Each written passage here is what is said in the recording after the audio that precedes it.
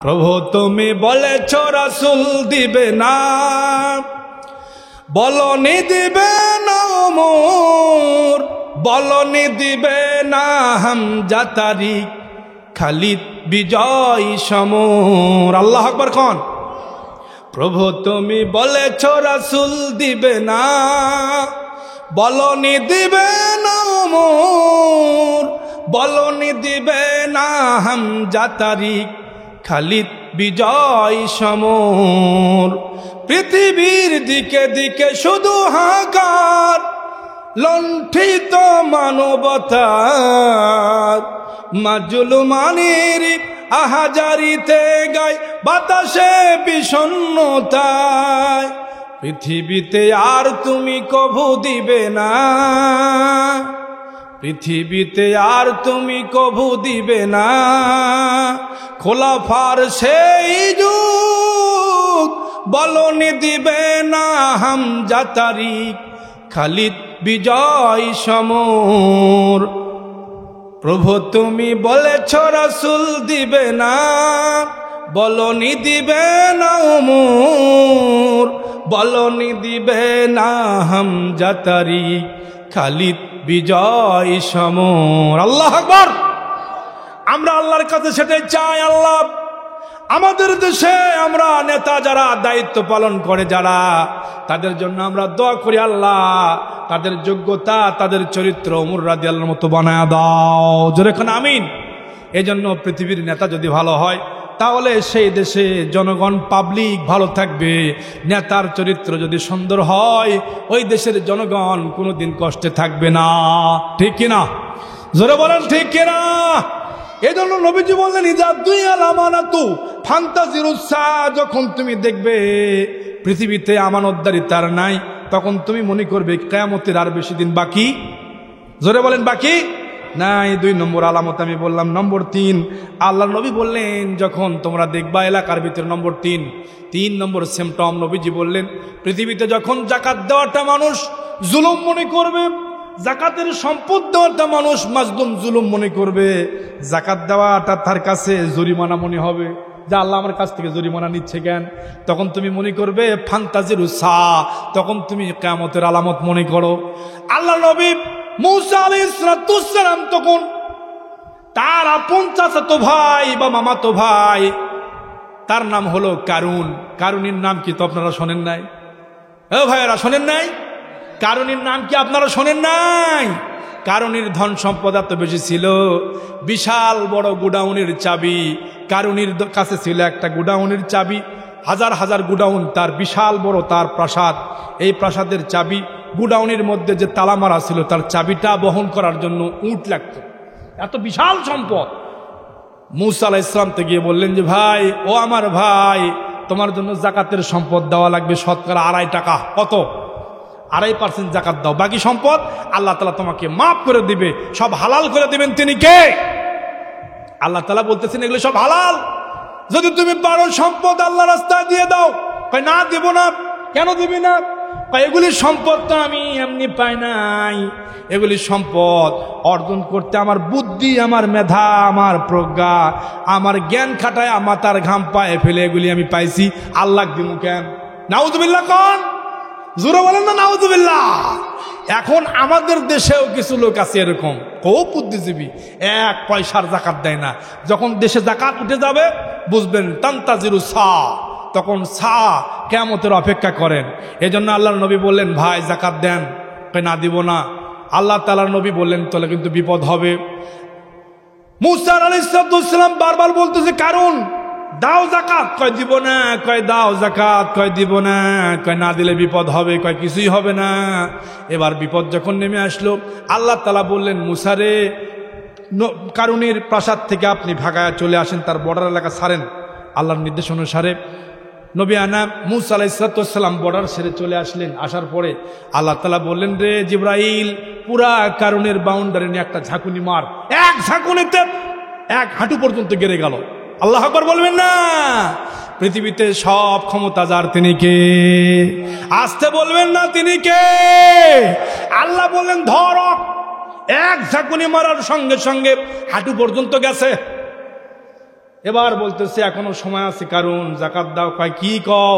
আমি এগুলি সব সম্পদ ট্রান্সফার করে আর এক জায়গায় জায়গা কিনবো, আবার আমি বিশাল অট্টালিকা বানাবো। নাউযুবিল্লাহ কন। আল্লাহ কোরআনে বলতেছে ওয়ানফিকু মিম্মা রাযাকনাকুম মিন ক্বাবলি আইয়াতি আহাদাকুমুল মাউতু ফায়াকুল রাব্বি লাউলা আখারতানি ইলা আজালিন করিবিন ফাসাদদাকা ওয়া আকুম মিনাস সালিহিন। আল্লাহু আকবার। আল্লাহ বলেন ওয়ানফিকু, তুমি ব্যয় করো, মা রাযাকনাকুম, আমি আল্লাহ তোমাকে যা রিজিক দিয়েছি এই রিজিক থেকে তুমি আল্লাহ রাস্তায় ব্যয় করো। মিন ক্বাবলি আইয়াতিয়া আহাদাকুমুল মাউত, মৃত্যু আসার আগেই দান করো।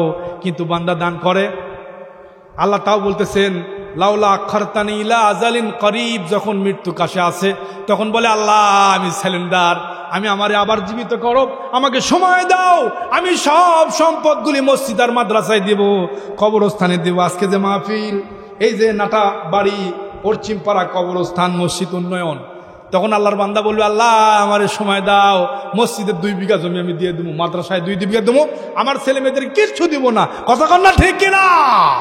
সেই সময় আল্লাহ বলেন না সময় নাই, তুমি দাও নাই জাকাত, ইদা জা আজালুহুম লা ইস্তাখিরুনা সাআতাও ওয়ালা ইস্তাকদিমুন। আল্লাহু আকবার। যখন মৃত্যু আসবে 1 সেকেন্ড আল্লাহর সময় দেবে না। এজন্য আল্লাহর বান্দারা মূসা আলাইহিস সালাম বললেন যে তুমি এখনো সময় আছে দাও। না, আল্লাহ বললেন ধর, আর একবার একটা ঝাঁকুনি মার।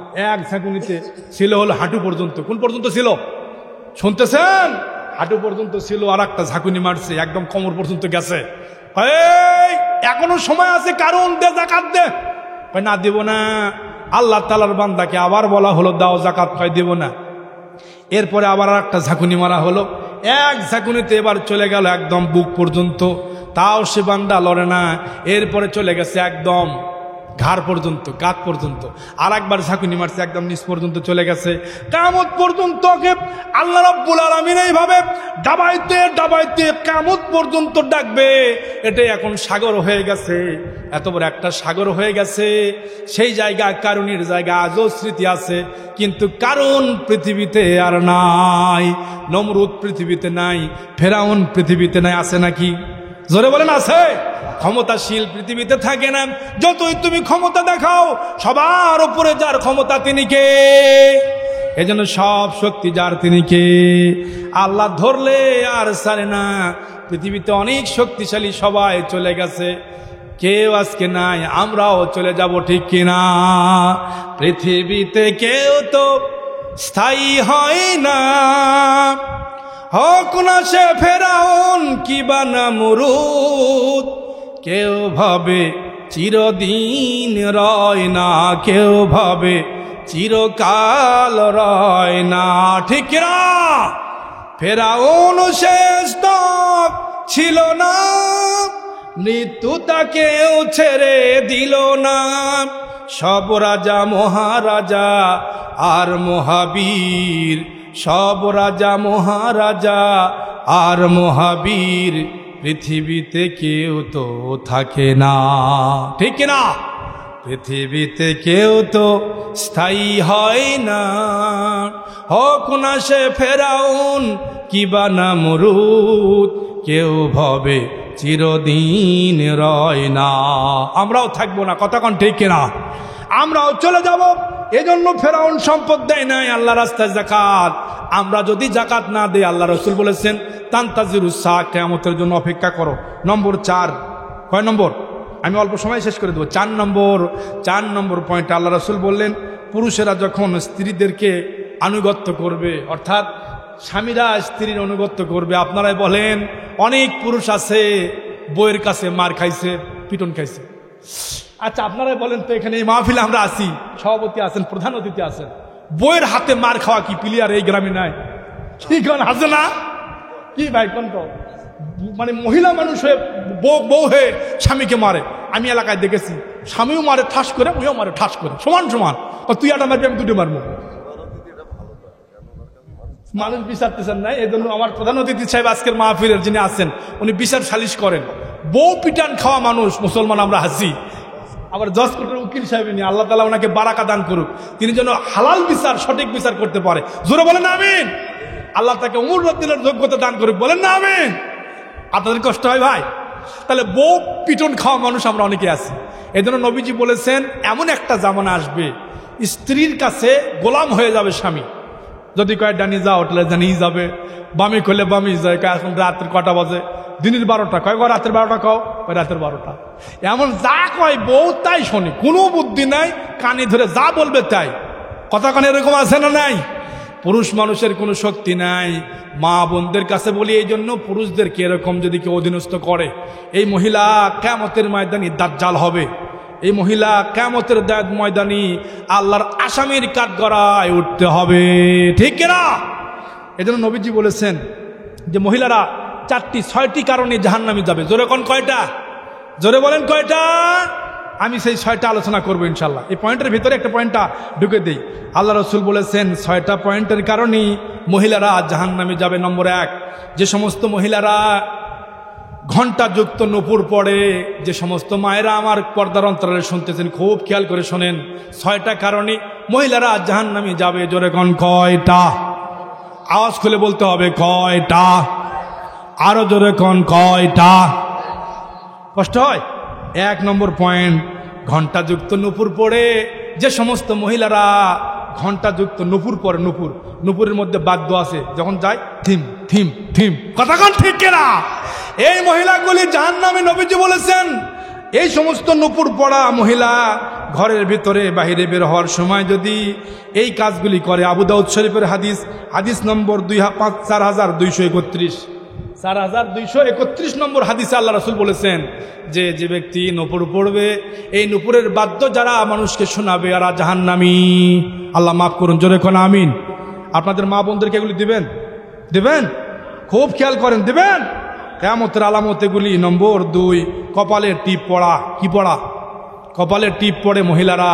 এই টিপ পড়া মহিলারা আল্লাহর জাহান্নামী, নাউজুবিল্লাহ।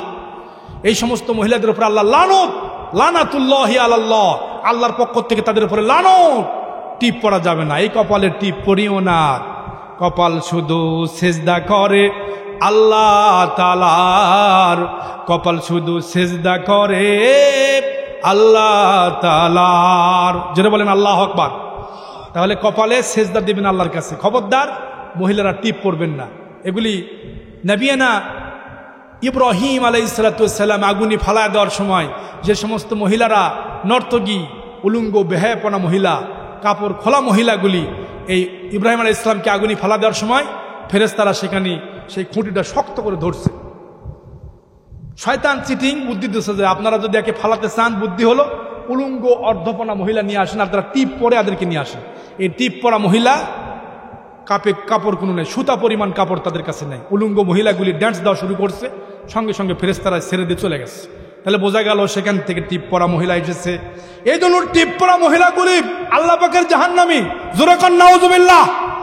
এই কাজগুলি করবেন না। হারাম ড্রেস, হারাম শ্বাস, এইগুলি শ্বাস করলে আল্লাহর জান্নাতে জায়গা হবে না।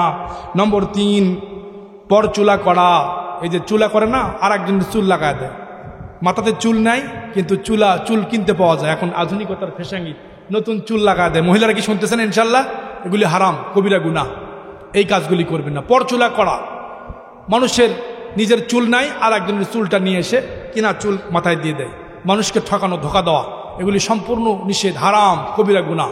এই কাজগুলি করার কারণে মহিলাদের জন্য জবাবদিহিতা আল্লাহর দরবারে আছে না নাই? জোরে বলেন আছে না নাই? নম্বর 4, ভুরু প্লাক করা। ভুরু প্লাক বোঝেন না? ভুরু প্লাক তো বুঝতেছেন। ওই যে পার্লারে যায়, বিউটি পার্লারে যায় সুতা দিয়া পেঁচায়া কুটুস এরকম করে ধরে, সুতা দিয়ে দেন কুটুস, এরকম কুটুস করে ছিঁড়ে ফেলায়। কতক্ষণ ঠিক কিনা? এই মহিলাগুলি যারা ভুরু প্লাক করে, এই ভুরু আল্লাহ দিয়েছেন সৌন্দর্য। আপনি যদি চাইচা ফেলেন অথবা ভুরু যদি টাইনা ছেড়েন, এটা মারাত্মক গুনাহ বলেছেন মুহাম্মদ সাল্লাল্লাহু আলাইহি ওয়াসাল্লাম। এই কাজগুলি করলে মারাত্মক গুনাহ হবে। আল্লাহর সৃষ্টিকে পরিবর্তন করতে আল্লাহ নিষেধ করেছেন। না, আল্লাহ আপনাকে যে সৌন্দর্য দিয়েছেন এটাই পালন করেন। জোরে বলেন না আল্লাহু আকবার। নম্বর 5, নবীজি বলেছেন শরীরের ভিতরে স্ট্যাচু লাগানো। এই যে বিভিন্ন ছেলেরা, পুরুষেরা, নারীরা সবাই বিভিন্ন ছবি, স্টিকার যাকে বলা হয়, স্ট্যাচু বলা হয়, এটাকে এইগুলি লাগাবেন না। এগুলি মারাত্মক গুনাহ। আপনি যদি হাতে লাগান, এখানে হাতে লাগানোর কারণে ওটা উঠবে না, সেখানে অজু হবে না, নামাজ হবে না। অজু না হলে নামাজ কি হবে? পুরুষ মহিলা কারোর জন্য এটা জায়েজ না। খবরদার এই স্ট্যাচু লাগাবেন না, খবরদার, এটা মারাত্মক গুনাহ। কোন প্রাণীর ছবি, এটা মারাত্মক গুনাহ। ইন্না আশাদ্দুন নাসি ইয়াউমুল কিয়ামাতি মুসাব্বিরিন, যারা ছবি অঙ্কন করে, ছবি কাছে রাখে, আল্লাহর ফেরেশতা আসবে না। মারাত্মক গুনাহ। এই ছবিগুলি আপনারা লাগাবেন না, ঘরে ছবি রাখবেন না, মারাত্মক গুনাহ। আল্লাহ কবুল করুন, জোরে বলেন আমিন। আরো আসতে বলেন আল্লাহুম্মা আমিন। আর 6 নম্বরে নবীজি বলেছেন মহিলারা পারফিউম ব্যবহার করবে না, সেন্ট, বডি স্প্রে। দেখেন না অনেক মহিলারা হাই হিল পরে, কিলকিল করে, ব্রু প্লাক করে, এরপরে যেভাবে ক্রিম ট্রিম লাগায়, এরপরে ঠোঁটে একটা লাগায় লাল, এটার নাম কি বলেন? কি না? লিপস্টিক। আপনারা বলতেছেন, আমি আর নাম দিয়েছি মুরগির পায়খানা। কি নাম? মুরগির পায়খানা লাগায়। এই মুরগির পায়খানা লাগায়া হাই হিল পরে, কিলকিল করে এই মহিলা পারফিউম ব্যবহার করে, বডি স্প্রে এরকম করে, বুঝতেছেন না? এই পারফিউম ব্যবহার করা আল্লাহ নবী নিষেধ করেছেন। এই সেন্ট যদি মেরে রাস্তা দিয়ে যায়, অন্য যুবক বলতেছে আহা সেই সুন্দর ম্যাডাম, সর্বনাশ হয়ে যাবে। এটা মহিলারা ব্যবহার করতে পারবে না। পুরুষেরা আতর ব্যবহার করতে পারবে, সেন্ট আতর ব্যবহার করবেন। আল্লাহ নবী খুশবু ব্যবহার করতেন, আতর। আমরা খুশবু ব্যবহার করবো, আতর। এই সেন্টের ভিতরে মারাত্মক ভুল আছে। এই মারাত্মক একটা জীবনের জন্য ক্ষয়, লয় হয়ে যাবে জীবন, আপনার যৌবনকে নষ্ট করে দিবে। এই কাজগুলি আমরা করব না। আল্লাহ কবুল করুক, বলেন না আমিন। তাহলে এই কাজগুলি করলে আল্লাহ তাআলা আমাদের সমস্ত মহিলারা, যা মা বোনেরা শুনতেছেন, মা বোনেরা পর্দার অন্তরালে যারা শুনতেছেন, এই কাজগুলি করলে আল্লাহ তাআলার লানত, আল্লাহর গোসা চলে আসবে। আল্লাহ আমাদেরকে বাঁচায় দেখ, বলেন না আমিন। জোরে বলেন না আমিন। আমি আলামত ইয়াউমুল কিয়ামাহ বলেছিলাম নম্বর 5, খুব ভালো করে খেয়াল করেন। বন্ধু বান্ধব সবচাইতে নিকটতম যারা পিতামাতা, এই পিতামাতাকে বাদ দিয়া অন্য বন্ধু বান্ধবকে আপন মনে করে নেবে। আল্লাহ নবী বললেন এটাও আলামতুল কিয়ামা, এটাও কিয়ামতের আলামত, এটাও কিয়ামতের আলামত। তাহলে আলামত বললাম 5 নম্বরটা, এটা সোগরা, কোবরা, আরো 7টা আলামত আছে। কষ্ট হয় আপনাদের? বন্ধু বান্ধব যারা নিজের আপনজন বন্ধু, এই বন্ধুকে আসল মনে করবে, আর নিজের বাবা মা, বৃদ্ধা বাবা মাকে বৃদ্ধাশ্রমে দিয়ে আসবে। এতে হাহা মারাত্মক একটি গুনাহ, মারাত্মক একটি অপরাধ। পেটে ধারণ করা মা, এই মাকে রেখে আসবে বৃদ্ধাশ্রমে, আর বন্ধু বান্ধবকে বাড়িতে তুলবে। এই যে ঈদের সময় কেনাকাটা, মাকে একটা শাড়ি, মাকে একটা সুন্দর জামা, ড্রেস কিনে দেয় না, একটা পায়ের স্যান্ডেল পর্যন্ত কিনে দেয় না। মা, বুড়ি মা ফিতে ছেঁড়া স্যান্ডেল পরে থাকে, আর বান্ধবী যারা বন্ধুর বউকে গিফট করে দামি একটা শাড়ি। এরকম যুবক, এরকম পুরুষ, এরকম ছেলে আমাদের দেশে কি নাই ভাইজান? মারাত্মক ভুল। এই কাজগুলি করলে কিয়ামত তাড়াতাড়ি চলে আসবে। মা বাবার সঙ্গে ভালো আচরণ করবে না, এগুলি আমরা করব না। আল্লাহ তাআলা বলেন মা বাবাকে কষ্ট দিও না। উফিউ ওয়ালা তানহারহুমা ওয়া কুল্লাহুমা কওলান কারীমা। আল্লাহু আকবার। নম্বর 6, মসজিদগুলোকে শোরগোল করবে। মসজিদে গিয়ে মুসল্লিরা হইচই করবে, ইবাদতের জায়গা গল্পে আড্ডা হয়ে যাবে, বুঝবা কিয়ামতের আলামত। এই জন্য মসজিদগুলো গনগনা। মসজিদের ভিতরে গেলেই মুসল্লিরা দুনিয়াবি কথা বলে, বুঝবেন যে এটা আলামত ইয়াউমুল কিয়ামা।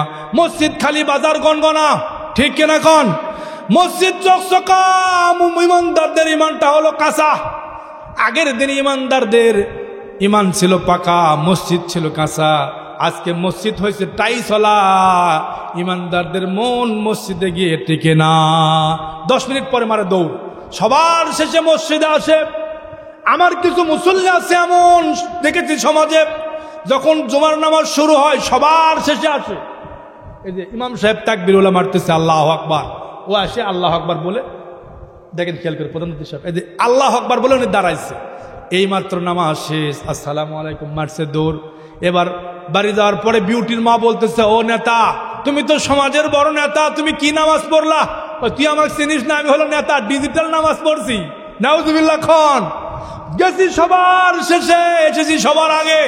কেমন করে আসলেন? আমি 2 রাকাতের মুসল্লি, হুজুরের বয়ান শোনার টাইম নাই। এরকম মুসল্লিকে আপনাদের এলাকা আছে? তাহলে বুঝবেন তান্তাজিরুস সা, কিয়ামতের অপেক্ষা করেন, বেশি দিন নাই কিয়ামত বাকি। আপনাদের বুঝি কষ্ট হয়? আর শেষের 7টা আলামত আছে, সংক্ষিপ্ত করে বলে আমি শেষ করে দেবো ইনশাল্লাহ। আল্লাহ রাসূল বলেছেন যে বড় বড় 7টা আলামত, এই 7টা আলামত যখন শুরু হয়ে যাবে তখন বুঝবা কিয়ামত শুরু হয়ে গেছে। 1 নম্বর আলামত হলো আলামতে কোবরা। আলামতে কোবরা 7টা আলামত নবীজি বলেছেন। 1 নম্বর আলামত হলো নাজালা ইমাম মাহদী আলাইহিস সালাম, পৃথিবীতে ইমাম মেহেদী আলাইহিস সালাম আসবে। 1 নম্বর আলামত। আমাদের আর বেশি দিন বাকি নাই। ইমাম মেহেদীর উত্তরসূরিরা যারা সবচাইতে ইসলামী স্কলারিস্ট, তারা বলতেছে আর বেশি দিন সময় নাই, অল্প সময়ের মধ্যে পৃথিবীতে যেগুলি সিমটম, সব সিমটম ধরা পড়েছে। আর ওলামায়ে যারা জ্ঞানীগান, যারা গুণীজন, যারা স্কলারিস্ট, তারা বলতেছে আর বেশি দিন বাকি নাই, অল্প সময়ের মধ্যেই পৃথিবীতে ইমাম মেহেদী চলে আসতেছে। ইমাম মেহেদীর উত্তরসূরি যারা, আমরা ইমাম মেহেদীর সৈনিক হতে চাই কিনা? জোরে বলেন চাই কিনা? আমরা সবাই চাই ইমাম মেহেদীর আমরা উত্তরসূরি হব। আল্লাহ কবুল করুক, বলেন না আমিন। 1 নম্বরে আলামত। নম্বর 2 নাজালা দাজ্জাল। দাজ্জাল পৃথিবীতে আবির্ভাব হবে। দাজ্জাল পৃথিবীতে আসবে কানা দাজ্জাল, চোখের ভিতরে লেখা থাকবে কাফের। দাজ্জালকে চিনবেন কেমনে? আমাদের ঈমান ছাড়া দাজ্জালকে চিনতে পারবেন। হাদিসের মধ্যে এসেছে তার ডান হাতে থাকবে জাহান্নাম, বাম হাতে থাকবে জান্নাত। ফু মারে বলবে এই দেখ জান্নাত বানাইছি, যা বান্দা জান্নাতে যা। বান্দা বেঈমান, তাকে আল্লাহ মনে করবে, তাকে শক্তিশালী মনে করে তার হাতে হাত রেখে বলবে তুমি আমার ভগবান, তুমি আমার আল্লাহ, তুমি আমার খোদা। তাকে খোদা মনে করে জাহান্নামে ওঠে জান্নাত দেখাবে। আসলে ওঠে জান্নাত না, ওঠে জাহান্নাম হয়ে যাবে। বিশাল ক্ষমতাশালী এই দাজ্জাল।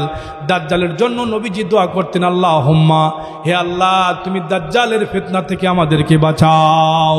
বলেন না আমিন, জোরে বলেন না আমিন। এই জন্য দাজ্জালের ফিতনার থেকে বাঁচা, এটা উম্মতে মুহাম্মাদের জন্য একটা বড় দায়িত্ব। আমরা যদি দাজ্জাল থেকে বাঁচতে পারি তাহলে আল্লাহর দরবারে মাকবুল বান্দা হয়ে যাব। জোরে কোন আমিন, আরো জোরে বলেন না আমিন। নম্বর 3 নাজালা ঈসা আলাইহিস সালাম। আর 3টা আছে। নাজালা ঈসা আলাইহিস সালাম। ঈসা আলাইহিস সালাম পৃথিবীতে নাজিল হবেন আসরের নামাজের সময়। অনেকগুলি বর্ণনা এসেছে। হুজুর সাল্লাল্লাহু আলাইহি সাল্লাম বলেছেন যে আসরের নামাজের সময় বর্তমানের যে কাবা, এই কাবা বরাবরে তিনি নেমে আসবেন পৃথিবীতে। 4র্থ আসমানে অপেক্ষা করতেছেন। ঈসা আলাইহিস সালাম পৃথিবীতে আসবেন।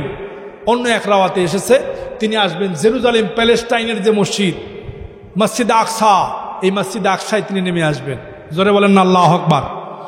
ঈসা আলাইহিস সালাম আসা মানে কিয়ামতের আর বেশি দিন বাকি? জোরে বলেন বাকি নাই। 3 নম্বর আলামত। এই আলামতগুলি আমরা একটার পর একটা পাবো, এলো বড় বড় আলামত। এই সময়ে ঈসা আলাইহিস সালাম পৃথিবীতে এসে দাজ্জালের সঙ্গে যুদ্ধ করবে। দাজ্জালের পরে ঈসা আলাইহিস সালামের পরে আসবে ইয়াজুজ মাজুজ। 4 নম্বরের আলামত হলো ইয়াজুজ মাজুজ পৃথিবীতে নেমে আসবে। ইয়াজুজ মাজুজ সেই জাতি যারা আমাদের এই পৃথিবীতে 4 জন বাদশাহ খলাফা পৃথিবীতে রাজত্ব করেছেন। তার ভিতরে একজন জুলকারনাইন, মুসলমানদের নেতা জুলকারনাইন। তিনি গেছেন একটা এলাকায়, গিয়ে দেখতে পেলেন সেই জায়গায় ইয়াজুজ এবং মাজুজদের খুবই উৎপাত। তিনি বললেন তোমাদের এলাকার ভিতরে আমি একটা ইস্পাত দিব, লোহার ইস্পাত বানায়া সীসা দিয়া গলায়া দিয়া। সেই যুগের শ্রেষ্ঠ আলেম, পুরা পৃথিবী ঘোরা মানুষ জুলকারনাইন রহমাতুল্লাহি আলাই। তিনি একজন ভালো মানুষ, নেককার বাদশা। লোহার সীসা বানায়া ইস্পাত দিয়া প্রাচীর বানায়া দিয়েছেন। প্রতিদিন ইয়াজুজ মাজুজ সেখানে উপর দিকে ওঠে, প্রাচীর বয়ে বয়ে উপর দিকে উঠতে থাকে। যেদিন কিয়ামত হবে সেটা ভেঙে চুরমার হয়ে যাবে, এপারে মানুষের লোকালয়ে চলে আসবে। আমার ভাইয়েরা, সেই ইয়াজুজ মাজুজের ফিতনার থেকে বাঁচার জন্য আমাদের কোনো ঢাল তলোয়ার নাই, আমাদের শক্তি একটা, ইমানি শক্তি। জোরে বলেন কিসের শক্তি? ইমানি শক্তি। সেই শক্তি না থাকলে আপনি সেই দাজ্জালের ফিতনার থেকে, ইয়াজুজ মাজুজের ফিতনার থেকে বাঁচতে পারবেন না। নম্বর 6 নবীজি বলেছেন আগুন একটা অগ্নিকুণ্ডী, এই গুহা থেকে একটা আগুন বের হবে যেগুলি হাঁকায়া হাঁকায়া মানুষদেরকে জাহান্নামের দিকে নিয়ে যাবে, মানুষদেরকে হাসরের ময়দানে নিয়ে যাবে। নবীজি বলেছেন এই হাসরের ময়দানটা আরাফার ময়দান। আবার কেউ বলেছেন অন্য জায়গাও হতে পারে। এই জায়গা থেকে নবীজি, আল্লাহ আমার উম্মতকে বাঁচাও, আমার উম্মতকে বাঁচাও। আমার ভাইয়েরাই আদম নামক জায়গা থেকে অগ্নিকুণ্ড বের হয়ে যাবে, যা হাঁকায়া হাঁকায়া আগুন হাঁকায়া হাঁকায়া হাসরের ময়দানে সমস্ত মানুষদেরকে জমা করবে। বিপদ আসতেছে একটার পর একটা। নবীজি বলেছেন একটার পর একটা বিপদ আসবে। আর 7 নম্বরের বড় আলামত সিম্পটম নবীজি বলেছেন, সূর্য পশ্চিম আকাশ থেকে উঠবে। লাস্টের যে আলামতটা, পূর্ব দিক থেকে আর সূর্য উঠবে না, পশ্চিম আকাশ থেকে সূর্য উঠবে। ওঠার পরে সমস্ত বান্দাদের তওবার দরজা বন্ধ হয়ে যাবে, আর তওবা করলেও কবুল হবে না। রাতের পর রাত হবে, দিনের পর দিন হবে, কিন্তু তওবা আর কবুল হবে না। কোরআনের হরফ থাকবে না, সব উঠে যাবে। সেদিন বুঝবেন কিয়ামতের আর বাকি নাই। এজন্য ভাইরা, আমরা দুনিয়া ছেড়ে বিদায় হয়ে যাব। আল্লাহর কাছে যে যাওয়া লাগবে, এই পৃথিবী শেষ হয়ে যাবে, এই পৃথিবী লয় হয়ে যাবে, ক্ষয় হয়ে যাবে, কোনো প্রাণী পৃথিবীতে থাকবে না, সব শেষ হয়ে যাবে।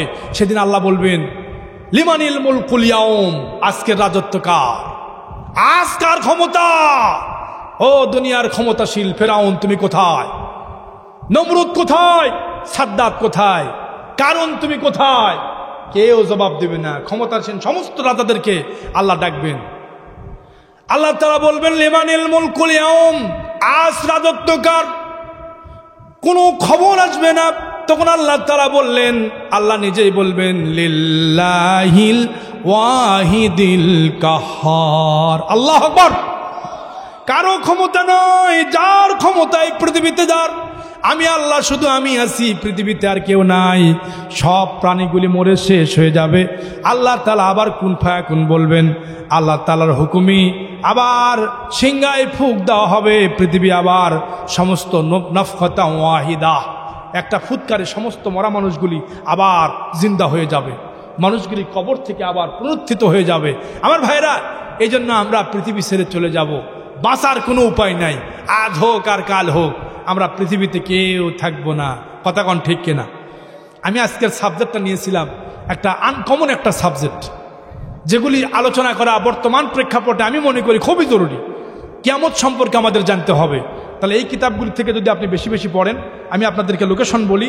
সূরা লোকমানের শেষের আয়াতগুলিতে আল্লাহ তাআলা এই কথাগুলি বলেছেন। সূরা নাজিয়ার 42 থেকে 46 নম্বর আয়াতে আল্লাহ তাআলা, সূরা দুখানি, হ্যাঁ জি জি বুঝতে পারছি, হ্যাঁ জি ইনশাআল্লাহ। তো আমি যেগুলি লোকেশন আমি বললাম, সূরা দুখান থেকেও আলোচনা এসেছে। আমি সব আয়াতের বিস্তারিত করে পারলাম না, সময় সংক্ষিপ্ততার কারণে। ভাইজান, আপনারা স্টাডি করবেন, প্রতিদিন একটা করে কোরআনের আয়াত পড়েন, বেশি না।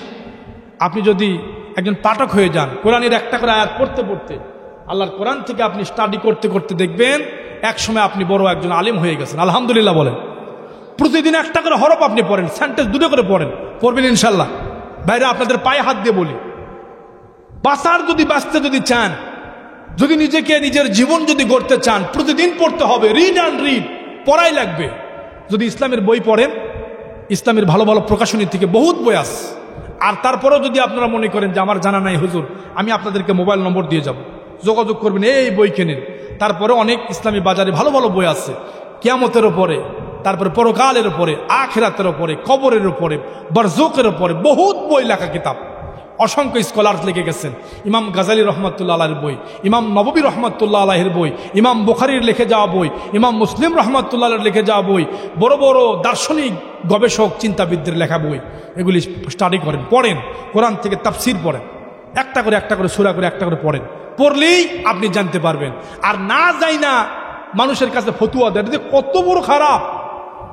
যে কথাটা আমি শুরুতেই বলেছি, কিছুই জানেন না, কিন্তু আপনি না আমি বহুত কিছু জানি। যে বলে আমি অনেক জানি, তার মতো আর গবেট পৃথিবীতে আর কেউ আছে?